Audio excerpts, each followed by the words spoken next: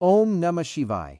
भगवान शिव, माता पार्वती, श्री गणेश तथा समस्त देवताओं का स्मरण करते हुए सावन सोमवार व्रत की कथा का आरंभ करते हैं। जो श्रद्धालु श्रद्धा, भक्ति और विश्वास के साथ इस कथा का श्रवण या पाठ करता है, उसके जीवन के दुख दर्द दूर होते हैं तथा भगवान शिव और माता पार्वती की कृपा प्राप्त होती है।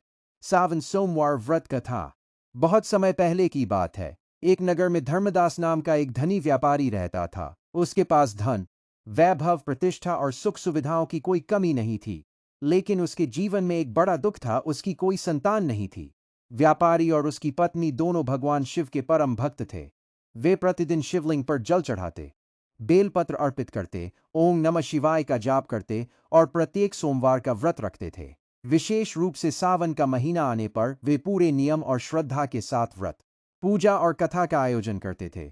भगवान शिव उनकी भक्ति से अत्यंत प्रसन्न थे, किंतु उनके भाग्य में संतान सुख नहीं लिखा था। एक दिन माता पार्वती ने भगवान शिव से कहा, प्रभु, आपके भक्त इतने वर्षों से आपकी आराधना कर रहे हैं, कृपया उनकी मनोकामना पूर्ण करें। भगवान शिव मुस्कुराए और बोले, देवी, इनके भाग्य में संतान का योग नहीं है, लेकिन तुम्हारे आग्रह से मैं इन्हें एक पुत्र का वरदान देता हूं।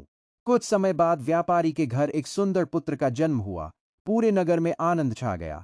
व्यापारी ने बड़े उत्सव के साथ भगवान शिव का धन्यवाद किया, किंतु भगवान शिव ने यह भी कहा था कि यह पुत्र केवल 12 वर्ष की आयु तक ही जीवित रहेगा। समय बीतता गया। पुत्र बड़ा होने लगा। वह अत्यंत बुद्धिमान, विनम्र और धार्मिक था। जब वह 11 वर्ष का हुआ तो उसकी माता ने उसका विवाह करने की इच्छा व्यक्त की। व्यापारी ने मन ही मन भगवान शिव के वचन को याद किया और सोचा कि अभी विवाह का समय नहीं है। उसने अपने पुत्र को उसके मामा के साथ काशी विद्या अध्ययन के लिए भेज दिया।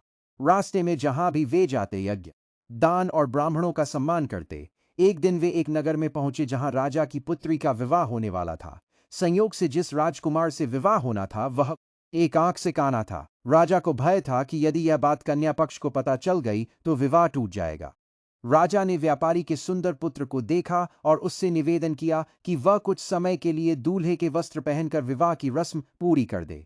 व्यापारी के पुत्र ने यह कार्य केवल राजा की प्रतिष्ठा बचाने के लिए स्वीकार कर लिया। विवाह की सभी रस्में संपन्न हुईं। विदाई के समय उसने राजकुमारी की चुनरी पर चुपचाप लिख दिया, मैं वास्तविक वर नहीं हूं, मेरा विवाह तुमसे नहीं हुआ है। वास्तविक दूल्हा वह है जो काना है। जब राजकुमारी ने यह पढ़ा तो उसने विदा होने से इनकार कर दिया। सत्य सामने आने पर विवाह रोक दिया गया। इसके बाद व्यापारी का पुत्र अपने मामा के साथ काशी चला गया। वहां उसने पूरे मन से शिक्षा ग्रहण की। इसी बीच उसका 12वां वर्ष पूरा होने लगा। जिस दिन उसकी आयु पूरी होने वाली थी, उस दिन उसने यज्ञ कराया, ब्राह्मणों को भोजन कराया और स्वयं विश्राम करने चला। तभी उसका प्राणांत हो गया। मामा विलाप करने लगे। उसी समय भगवान शिव और माता पार्वती वहां से गुजरे। माता पार्वती ने करुणा से भरकर भगवान शिव से कहा, प्रभु, यह वही बालक है जिसके माता पिता आपके अनन्य भक्त हैं। कृपा करके इसे जीवनदान दीजिए। भगवान शिव ने कहा, देवी, इसकी आयु पूरी हो चुकी है। माता पार्वती ने पुनः विनती की। तब भगवान शिव ने प्रसन्न होकर उस बालक को पुनर्जीवित कर दिया और उसे दीर्घायु का वरदान दिया। विद्या पूरी करके वह अपने नगर लौटा। रास्ते में उसी राजा के नगर में पहुंचा। राजा ने उसे पहचान लिया और अपनी पुत्री का विधिपूर्वक विवाह उसके साथ कर दिया। दोनों सुखपूर्वक अपने घर पहुंचे। जब व्यापारी और उसकी पत्नी ने अपने पुत्र को जीवित और स्वस्थ देखा तो उनकी खुशी का ठिकाना नहीं रहा। उन्होंने भगवान शिव और माता पार्वती का धन्यवाद किया और जीवन भर सावन सोमवार का व्रत करते रहे। भगवान शिव की कृपा से उनका परिवार सुख, समृद्धि और आनंद से भर गया। हरी चूड़ी का महत्व। सावन का महीना भगवान शिव और माता पार्वती को समर्पित माना जाता है। इस महीने में विवाहित महिलाएं हरी चूड़ियां धारण करती हैं। हरा रंग हरियाली, सौभाग्य, प्रेम और नई ऊर्जा का प्रतीक माना जाता है। मान्यता है कि माता पार्वती ने कठोर तप करके भगवान शिव को पति रूप में प्राप्त किया। हिंदू धर्म में सावन का महीना अत्यंत पवित्र और शुभ माना जाता है। यह महीना भगवान शिव को समर्पित है। श्रद्धा और इस दौरान श्रद्धालु भगवान शिव की पूजा अर्चना करते हैं तथा व्रत रखते हैं।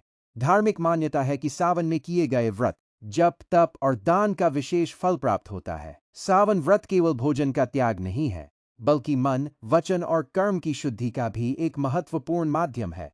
शास्त्रों के अनुसार जो व्यक्ति श्रद्धा और नियम पूर्वक सावन का व्रत रखता है, उस पर भगवान शिव और माता पार्वती की विशेष कृपा बनी रहती है। ऐसे व्यक्ति के जीवन में सुख, शांति, समृद्धि और सकारात्मकता का संचार होता है। भगवान शिव को भोलेनाथ कहा जाता है क्योंकि वे अपने भक्तों की सच्ची भक्ति से शीघ्र प्रसन्न हो जाते हैं। इसलिए सावन के महीने में उनकी आराधना का विशेष महत्व माना गया है। सावन व्रत का एक प्रमुख फल मानसिक शांति और आत्मिक संतोष है। व्रत रखने से व्यक्ति में आत्मसंयम, धैर्य और अनुशासन का विकास होता है। पूजा, ध्यान और शिव मंत्रों का जाप मन को एकाग्र करता है